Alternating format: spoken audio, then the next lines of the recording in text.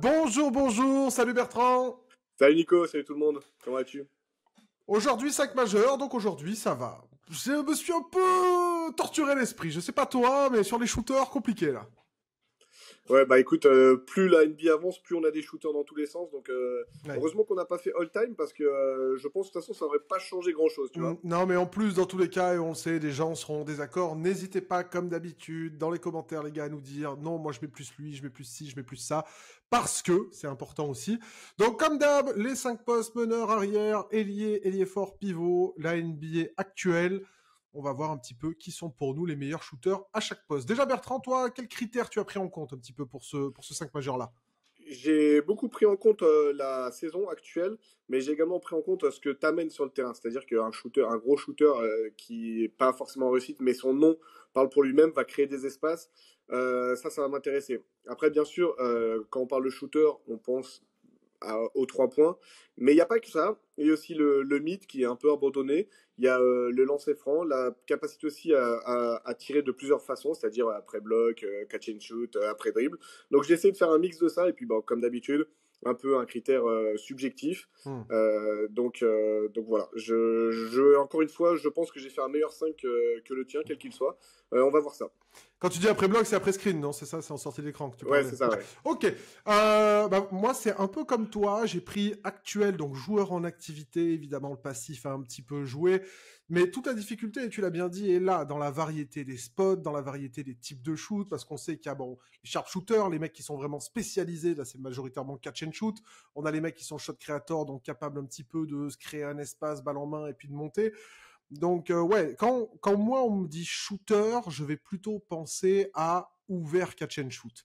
Mais je suis un peu allé contre ma nature en me disant, attends, est-ce qu'au final c'est pas ça le plus entre guillemets simple?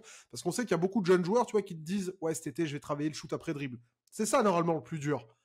Et d'ailleurs, est-ce que tu sais, petite anecdote, que Victor, donc Wembanyama, hein, aujourd'hui, cette saison en tout cas, est beaucoup plus en réussite sur les tirs après mouvement, donc après dribble, en mouvement, etc., donc sur pull-up, que sur catch and shoot. Il a Non, 40, ça je savais pas, 40% non. pull-up, 27%, je crois, catch and shoot.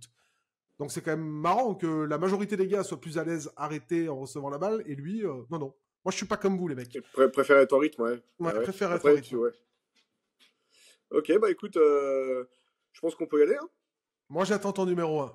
Et je pense savoir qui c'est. Enfin, j'espère. Alors, J'espère. au poste de meneur, Ouais. j'ai pas pris trop de risques, là, j'ai vraiment pas hésité, c'est le premier qui est arrivé, Stephen Curry. Ah bah tiens. Voilà, alors, Ah bah tiens. ah bah tiens, oui, cette saison, il est en dessous de ses moyennes en carrière à 3 points, donc excusez-le d'être que à 40% à 3 points, mais le fait de l'avoir sur le terrain, voilà, comme je l'ai dit avant, ça t'ouvre tout. Surtout que Steph Curry, même à 40%, il n'est pas défendu de la même façon que, je sais pas moi, un Drew Holiday qui est très bon. Et il est défendu différemment avec tout le système défensif des équipes est basé sur ce que va faire Stephen Curry. Il peut tout faire. Il a un range de fou.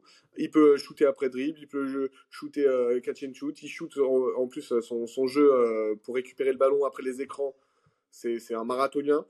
Il a tout, Stephen Curry. Enfin, je sais même pas pourquoi j'en parle aussi longtemps. On sait tous le shooter que c'est. Ouais, non, c'est vrai que c'est un joueur préféré Reggie Miller. Bon, pour le coup, papa, on sait qui c'est. Donc, bien éduqué le garçon. Stephen Curry, au-delà de tout ce qu'il est capable de faire que tu as décrit, moi je me suis noté quelques trucs sur Stephen Curry parce que c'est quand même assez intéressant. Stephen Curry, c'est un joueur qui est passé 8 fois, je me suis noté, mais c'est peut-être 7, c'est en fonction des saisons, nombre de matchs joués, comptabilisés, etc. Mais je crois que c'est 8. 8 fois Stephen Curry a raté le club 50, 40, 90 à cause des 2 points, du coup. C'est assez drôle que le mec a raté 8 fois ce club-là pour ce qui est pour le commun des mortels le plus simple, entre guillemets, à leur niveau. Stephen Curry est le joueur ayant le meilleur pourcentage au lancer franc de l'histoire de la NBA. C'est arrivé 7 fois qu'un joueur mette plus de 303 points sur une saison. Donc, on a eu Klay Thompson la saison dernière, tu vois, comme quoi Klay, ouais, ça va moins, mais l'année dernière, il les a mis. On avait Harden 2019 et les 5 autres fois, qui est-ce? C'est Monsieur Stephen Curry. Et les fois où il n'y est pas entre-temps, c'est parce qu'il a joué moins de 60 matchs à chaque fois. Donc c'est une folie en termes de volume, c'est une folie en termes d'adresse par rapport à ce volume-là, c'est une folie aussi par rapport, et tu l'as souligné, à la manière dont Steph Curry est défendu. Steph Curry, il prend des brins sur chaque écran, Steph Curry, il est attrapé par le maillot tout le temps, il se fait crocheter, balayer à chaque fois, et il te met des trucs complètement impossibles. Donc, difficulté du shoot, diversité des spots, range, tout. Ah ouais. Et aussi, j'avais une stat, je pense qu'elle est toujours d'actualité. Stephen Curry, je crois, est le seul joueur de l'histoire à être à minimum 40% de réussite sur toutes les shot zones d'un terrain de basket. C'est un truc Incroyable. de ouf. Ah, c'est fou. Donc voilà, Stephen Curry, meilleur shooter. Puis Là, on est au-delà dans de ça, la l'actuel. Hein. révolution. Et au-delà de ça, la révolution, on a vu, en ce moment, il y a la March Madness universitaire. On a vu Caitlin Clark envoyer des grosses bombes et les gens dire « Waouh, putain, c'est une révolution, machin ». Il y a Sabrina Ionescu qui le fait déjà en WNBA. Et voilà, dans toutes les ligues, à tous les niveaux, Stephen Curry Et d'ailleurs, a apporté. tu parles de Ionescu, son concours à 3 points qu'il fait contre Ionescu. Alors on peut dire beaucoup de choses, mais il a quand même pas hésité à y aller. Il avait tout à perdre finalement à y aller. Il y est allé, C'est pas son style d'être préoccupé par l'image que certaines ouais, bien personnes vont sûr. avoir de lui, je pense. Mais je trouve que ça, je sais pas, ça le hisse encore un peu plus au rang de vraiment boss du shoot. Quand t'es le meilleur shooter de l'histoire, tu t'en branles de ce que 3 pecnos vont dire de toi sur Twitter, je pense. Au final, donc voilà, Stephen Curry, meilleur shooter actuel de l'histoire, vous le mettez où vous voulez. Poste 1. C'est dommage en plus, parce que tu sais que moi, il y a des mecs, un joueur que j'aime beaucoup dans cette catégorie-là, c'est Dame. Monsieur Damien Lillard, par rapport à son range, par rapport à la complexité des shoots, malheureusement pour lui, c'est vrai que là, il sera éternellement second. On peut pas le mettre premier là-dessus. Ou alors, il faut qu'il se réoriente en poste 2. Peut-être que tu vas le mettre en poste 2. Peut-être que c'est un petit indice. Mais bon, ton poste 2. Donc, du coup, Stephen Curry, tous les deux en 1. Ton poste 2. Mon poste 2, c'est son compère de toujours, c'est Klay Thompson. Juste, rappelons-nous de son match à 60 points. Il pose 11 dribbles. Il a le ballon dans les mains 90 secondes dans ce match. C'est une folie. Ouais. C'est ce mec. Alors cette année, là aussi, un peu comme Curry, oui, il est moins en vue, etc. Mais je peux pas mettre quelqu'un d'autre que Klay Thompson, qui lui aussi, alors lui, c'est catch and shoot, comme je viens de l'expliquer, mais il a démontré au fur et à mesure des années qu'il peut aussi poser un dribble et shooter. Son surnom, c'est Game 6. Bonjour Oklahoma City. 37 points en un quart d'heure contre les Kings. Klay Thompson, c'est, je pense, il meurt par le shoot. Tu visualises un extincteur, tu vois Klay Thompson, tu vois. Voilà. Ouais. Et je pense en plus que Klay Thompson, alors j'ai pas la stat, j'ai pas réussi à la trouver, mais en tout cas visuellement, c'est celui qui a le release, pour moi, un des releases les plus rapides. Avec Nico Batum. Évidemment, avec Nico Batum. Avec Nico Batum. Ouais, c'est le no dip. Donc no dip, c'est quand on redescend pas la balle, on attrape en l'air, on envoie. Et quick release, c'est justement quand on est capable de redéclencher vite. C'est des termes un peu spécifiques, mais voilà, c'est ça. No dip, on descend pas. Quick release, on renvoie vite. Et c'est vrai que Klay, tu vois, je soulignais la difficulté des shoots de Lillard. Moi, ça me fait toujours un peu rire, Klay, parce que t'as plein de mecs qui vont dire, ouais, t'as vu le shoot de merde qu'il prend? Ouais, mais les gars, il peut le mettre en fait. Il peut le mettre, c'est ça le peu. Ouais. C'est ça qu'il faut comprendre. Ah ouais, non, Klay. Et j'ai même pas, j'ai même pas parlé parce que bon, voilà, j'ai même pas parlé de son record qui, je pense, sera bientôt dépassé de 14-3 points dans le même match. Ouais. Bon, c'était contre les Bulls. Je pense que c'est un record qui a pas tardé à tomber parce que voilà, c'est l'époque. Mais pour l'instant, c'est quand même lui qui l'a et c'est aberrant. Et ça pourrait même être lui qui le bat. Hein. Oui, en plus. Donc non, et en plus Klay, voilà, c'est important de parler de Klay Thompson parce que Klay, voilà, 2 blessures ultra graves. Il y a eu des difficultés dernièrement parce que contrat, etc., statut, fin de carrière, tu sais, c'est difficile des fois d'accepter le début de la fin. Exactement. Ouais. Voilà, mais ça reste quand même quelqu'un d'extraordinaire, Monsieur Klay Thompson. Ok, donc toi t'es parti sur Klay. Donc je peut-être faire grincer quelques dents. Moi, j'en parlais au début de la vidéo. J'ai pensé à beaucoup de shooters. J'ai pensé à Luke Kennard, j'ai pensé à Grayson Allen, j'ai pensé à Malik Beasley, j'ai pensé à Buddy Hield. J'ai pensé à tous ces mecs-là qui sont aussi un peu dans le registre de Klay, majoritairement sur du catch and shoot. Même si, voilà, on a des mecs capables de pull-up. Je sais que Kennard en a été capable, etc. Luke Kennard, d'ailleurs, j'étais allé check, je crois que c'est 3e meilleur pourcentage à 3 points all-time. Donc, c'est pas non plus n'importe qui, le copain Luke. Peut-être jamais dans des équipes assez médiatiques pour vraiment être reconnu, mais Luke Kennard, moi, j'ai longtemps hésité. Il était tellement à un degré d'excellence que j'ai voulu le mettre. Et puis, mon amour du bowler que tu connais m'a emporté et j'ai mis Kyrie Irving. J'ai mis Kyrie Irving. Et de toute façon, j'ai un argument, peu importe le nombre de détracteurs que j'ai un argument qui ferme la bouche à tout le monde. Son shoot sur Curry en 2016. Quand tu mets un des shoots les plus impactants de l'histoire sur la gueule du meilleur shooter de l'histoire, Bah, t'es légitime d'être dans ce Bah, classement-là. surtout que c'était un match assez horrible offensivement. Ils sont un peu en dessous des 90 points, 88, quelque chose comme ça, Ouais. quand ils mettent ce shoot-là. Donc il y a le gros bloc de LeBron, une action défensive. Il y a eu beaucoup d'actions défensives dans ce match et beaucoup de déchets en attaque. Mais ce shoot-là, voilà, ça libère. Ça a vraiment le côté libérateur. Genre, ça y est, on a enlevé la toile d'araignée sur le panier. On a réussi à mettre un shoot et il est si clutch. Et en plus, il arrive après le bloc de LeBron. Ouais. Ouais, non, mais Kyrie, en plus de ça, il faut regarder un petit peu la shot chart du bonhomme. Quand on regarde Kyrie jouer, c'est vrai, magicien, finition, handle, tout ça. Mais voilà, je parlais de shot créateur tout à l'heure. Il est tellement haut dans la capacité à pouvoir créer une distance. Il est tellement haut dans la diversité des shoots en transition. Il s'arrête à 3 pull-up dans ta gueule, sortie d'écran dans ta gueule. Il te crée un espace dans ta gueule. Sur toutes les zones du terrain, elbow, partout où tu veux, poste bas, il s'en fout. Il est capable de te le mettre sur le coin de la gueule. Et je Pas très sais. poli, ce garçon. Ouais, non, mais c'est vrai que là, pour le coup, Kyrie Irving, c'est pas vraiment dans le registre, voilà, sharpshooter pur, mais c'est tellement soyeux, c'est tellement efficace.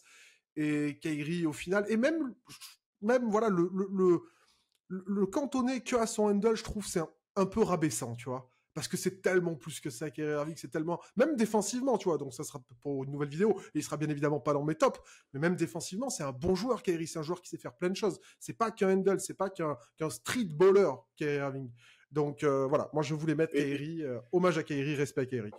d'ailleurs, tu sais qu'il a mis un shoot au buzzer contre les Nuggets, ça, un espèce de skyhook, hein, Ouais, ma gauche là. qui était assez loin. Voilà, qui était assez loin. Est-ce que tu sais qui détient le record de distance du skyhook cette saison, qui est encore Non. plus loin que celui? Bah, c'est Kyrie Irving. Ouais, ouais, comme quoi. Voilà. Comme quoi, Non, mais comme quoi. voilà, c'est un habile, c'est un adroit des mains quand il shoot. C'est un peu comme Luka, tu vois, quand il jette une espèce de louche. C'est des adroits, on sait que voilà, c'est des shoots bizarres, mais il y a des grandes chances que ça rentre. C'est ça qui est Non, mais incroyable. voilà, et c'était aussi pour dissocier, c'est un peu une promotion indirecte que je fais en disant ne cantonnez pas Kyrie qu'à son handle et ses finitions, Bien sûr. etc. Parce que c'est bien plus que ça. Même si, voilà, je sais qu'il y a énormément, je parlais de Grayson Allen tout à l'heure, qui fait une saison extraordinaire en termes d'adresse. Après, bon, quand tu as des espaces parce que tu as 2 joueurs all-time, voire 3 qui se sont doublés en permanence, c'est plus simple. Mais voilà, moi je voulais Non, mettre, mais je voulais il y mettre avait mon du monde, Kyrie. hein. Il y Ouais, avait ouais, du ouais, il y monde avait parce du que moi monde. j'ai longtemps hésité avec, alors ça peut faire sourire, mais Bogdanovic qui a jamais mis autant de points, qui a jamais été aussi adroit au lancer franc, qui a sorti un mois d'avril, alors c'était en 2022, mais 50% à 3 points sur un mois, c'est quelque chose. Donc voilà, non, il y avait beaucoup de monde sur ce poste 2. Bon, ouais, il faut garder que les meilleurs, hein. Je te propose de passer à mon incroyable poste 3, qui va peut-être te surprendre. Vas-y, vas-y. Alors, on le sait, la meilleure équipe de la ligue au shoot, c'est les Celtics. Ils ont des Mhm, stats incroyables. C'est eux qui font le plus de tentatives. Ils sont à 39% à 3 points. Voilà, et en plus, ils n'ont pas une pace forcément la plus élevée, même si elle est très bonne. mhm. C'est Sam Hauser, l'ailier des Celtics, Sam Hauser. Alors, Sam Hauser, tu as parlé tout à l'heure de shoot ouvert, quand tu parlais de shoot. Bah voilà, bah Sam Hauser, lui, c'est le leader. 56% de ses shoots ouverts, il les rentre. À titre de comparaison, Curry, Tatum, qui sont très bons, c'est 10 points de moins. Ils sont à 46%. C'est à ce Sam moment-là que, Hauser. que mon sac majeur, bah, le tien, du coup. Ok. Je note. Oui, mais il met l'ambiance dans l'équipe Ouais, aussi, d'accord. Non, non. Sam Hauser. Non, mais par contre, le banc des Celtics, et même de manière globale, a souvent été un peu rabaissé. Luke Cornett, Pritchard, Hauser, tout ça, là. Même Tillman, qui est arrivé depuis. Moi, le Ouais, banc des tout à fait. Celtics, je le trouve plutôt compétent. Et c'est vrai que, bon, bah, Sam Hauser, c'est. Mais tu vois, il est un peu dans le profil de plein de joueurs que j'ai cités avant. Et pour moi, je vais pas. Mais c'est un clin d'œil à Boston que tu fais, c'est ça surtout. Exactement, voilà, pour récompenser Ouais. la meilleure équipe au shoot de cette saison. Après, en plus, moi j'ai hésité beaucoup avec Jalen Williams du Thunder. Alors, Jalen Williams, quand on pense à lui, on pense pas forcément à son shoot. Mais ce qui m'embêtait avec Jalen Williams, c'est qu'il prend pas, il en prend beaucoup, mais pas assez, je trouve, des tentatives. Là où Sam Hauser, alors lui, il balance, hein. Alors, avec tout mon respect, t'étais sur Curry, après t'es sur Thompson, et là t'étais Sam Hauser, quoi. Genre, non, non, Ouais. mais bon, c'est ton choix, c'est ton choix. C'est ton choix. Donc, Qui as-tu? les fans de Boston seront contents. Moi, j'ai un joueur qui peut-être retrouvera les Celtics cette saison, peut-être en finale NBA. Il s'agit de monsieur Michael Porter Jr. Monsieur Michael Porter Jr. du côté de Denver. Pourquoi Monsieur Michael Porter Jr. Alors déjà, Monsieur Michael Porter Jr. parce que c'est un spécialiste du long mid. Donc je crois que c'est entre 5 et 6 mètres 50, un truc comme ça, ou 6,70, un truc comme ça. Donc Michael Porter Jr. est très très efficient là-dedans. C'est d'ailleurs redoutable corner, parce qu'on sait la distance corner au niveau du 3 est moins lointaine. Donc voilà. En plus, au-delà de ça, depuis qu'il est en NBA, Michael Porter Jr., c'est aucune saison sous les 40% extérieurs. C'est, mine de rien, aucun spot préférentiel. Il est capable d'arroser de partout. C'est ce ressenti du shooter. Et Niko Jokic l'a dit, et c'est vrai que voilà, quand il shoot, bah un peu voilà, contesté ou pas, t'as l'impression que ça peut filoche à chaque fois. Le mec, il fait combien MPJ? Il doit faire 2-11, un truc comme ça. Donc Ouais. va le chercher pour le contrer, etc. Puis même sur voilà, petit pump fake, etc. Un ou deux dribbles, il amorce.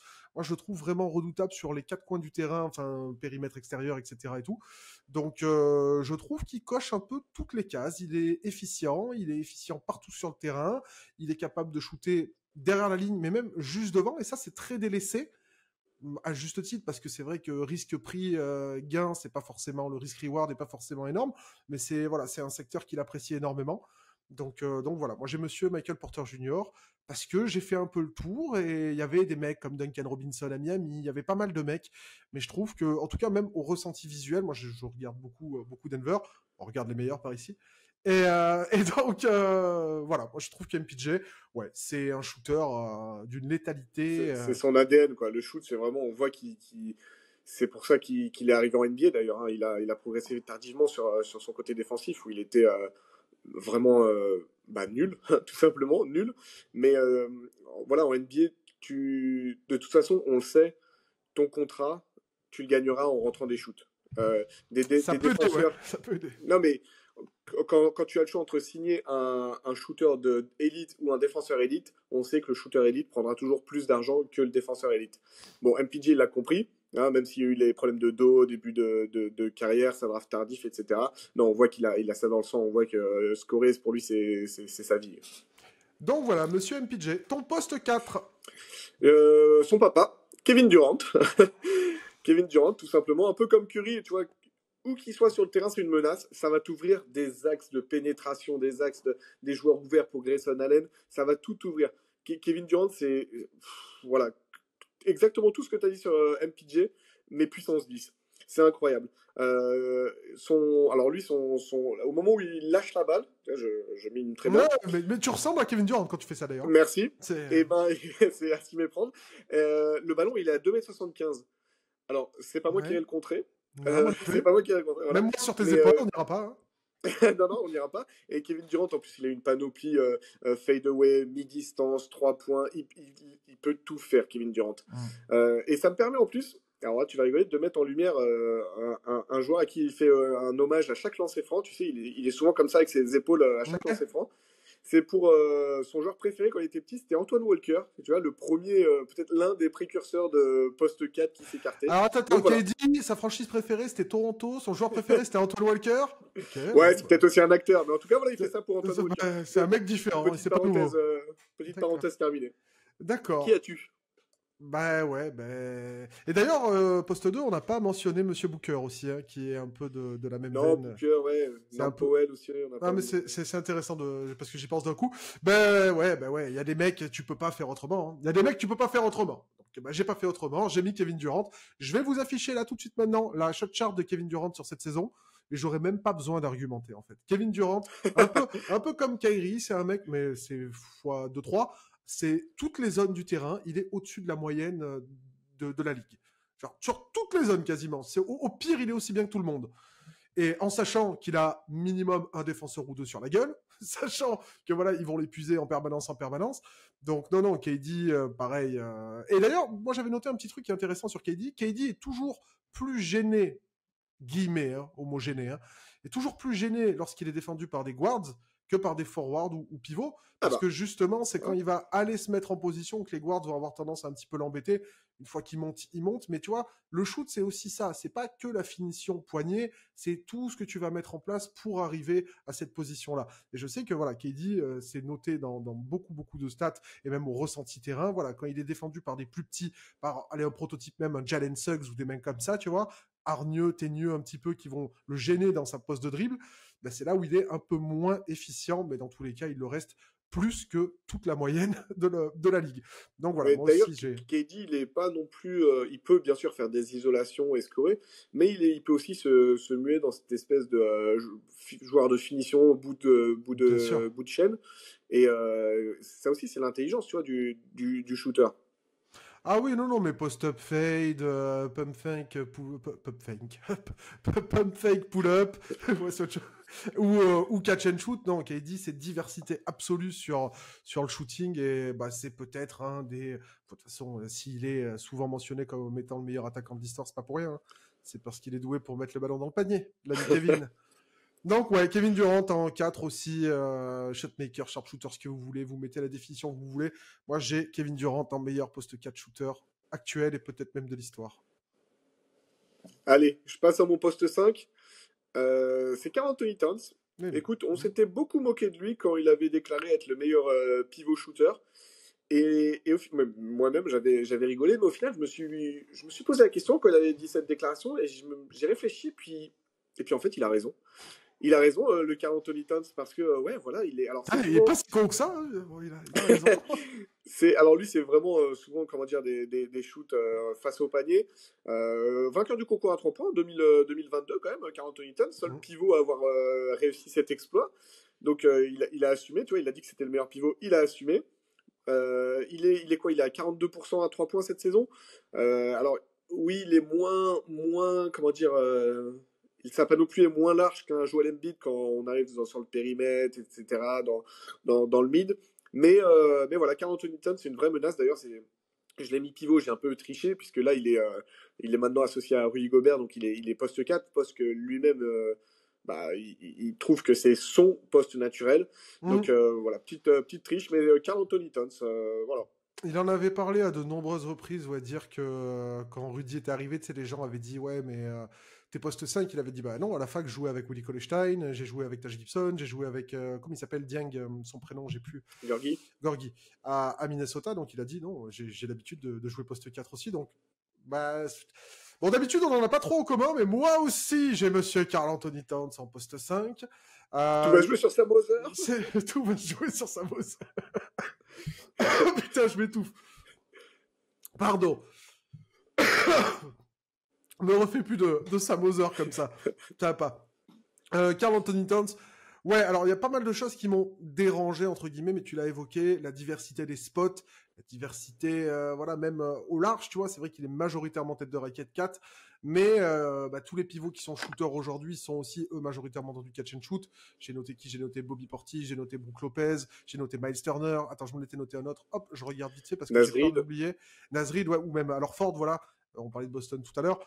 Donc, c'est majoritairement des mecs qui sont aussi sur catch and shoot, mais c'est vrai que 4, en termes de pourcentage, en tout cas, voilà, est devant eux. Et en termes de volume aussi, 4 est assez intéressant. Mais je pense en tout cas que Victor est sur une voie très intéressante pour prétendre. On y revient toujours à Victor. Hein. On y revient souvent, ouais, à Victor. J'ai parlé de la stat sur pull-up en début de vidéo et je pense qu'il va pouvoir toquer à cette porte-là assez rapidement. L'échantillon n'est pas assez grand, donc on va se contenter de le mettre un peu plus en retrait pour l'instant. Mais ouais, non, moi j'ai 4. On n'est pas dans la diversité que peuvent avoir les autres, mais on est dans une efficacité qui, pour son poste, est quand même assez admirable. Donc, ouais. Je t'avoue que j'ai quand même pas mal hésité avec le Joker, parce que Jokic, bon, lui aussi, avec sa main, il peut faire n'importe quoi. Et moi, ces shoots qu'il arrive à toujours remettre sur le pauvre Anthony Davis, ça me sidère à chaque fois. Mais voilà, j'ai préféré Karl Anthony Towns. Mais Jokic était pas loin sur ses talons. Hein. Moi aussi, je suis allé voir pas mal de choses. Donc, Joël, tu l'as mentionné, sur le périmètre, etc., même long mid, c'est très impressionnant, mais j'avais pas le range.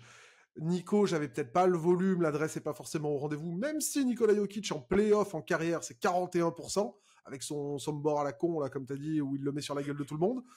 Donc, non, c'est vrai que même 4, c'est beaucoup de catch and shoot, mais voilà, ça a fait la différence sur le volume. Peut-être aussi que ça a joué le fait de dire je suis le meilleur, non, si, ça a peut-être joué finalement ça aussi. Donc voilà. Est-ce que tu peux nous répéter ton 5 majeur? Alors, Steph est clé pour mes postes 1 et 2, Sam Hauser au poste 3, qui sera mon franchise player, Kevin Durant et Karl Anthony Towns. Ok, moi j'ai donc Stephen Curry, Kyrie Irving, Monsieur Michael Porter Jr., Kevin Durant et Karl Anthony Towns. On vous laisse donc dans les commentaires nous dire quel 5 majeur l'emporte. Et en plus de ça, on vous laisse nous dire quel joueur on a pu oublier selon vous. Est-ce que voilà, il y a des joueurs vous trouvez non, c'est un scandale, il aurait dû, etc. Quelle est votre définition du shooter, créateur, catch and shooter majoritairement, pourcentage, tout ça, réussite. En tout cas, on se retrouve très prochainement pour une nouvelle vidéo. On prépare de nouvelles choses. On a peut-être des invités qui arrivent aussi, qui se préparent. On vous dit à bientôt et on vous remercie. Ciao, ciao Bertrand. Salut les gars. Ciao.